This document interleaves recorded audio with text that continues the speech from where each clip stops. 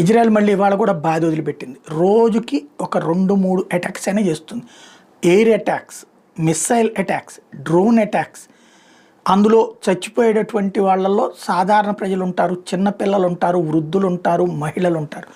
వాళ్ళందరూ ఉన్నా చంపుతుంది. ఎందుకు అంటే వాళ్ళ మీద కక్ష కాదు. అసలు సమస్య అక్కడ ఉన్నటువంటి హమాస్ తీవ్రవాదులు ఒక్కడగా ఉండకుండా వాడు పోయే ప్రతిసారి అదే దేశంలో ఉన్నటువంటి అదే మతానికి సంబంధించిన అదే సాధారణ ప్రజల్ని తమ చుట్టూ పెట్టుకుంటాడు. వీళ్ళు చంపినప్పుడు ఆ తీవ్రవాదిని కూడా సాధారణ పౌరుడిగానే లెక్కల్లో చూపించి అమాయకుల్ని చంపేశారని ప్రపంచానికి చెప్పి ముస్లింలను రెచ్చగొట్టడానికి ఉపయోగపడుతున్నటువంటి సిచ్యుయేషన్.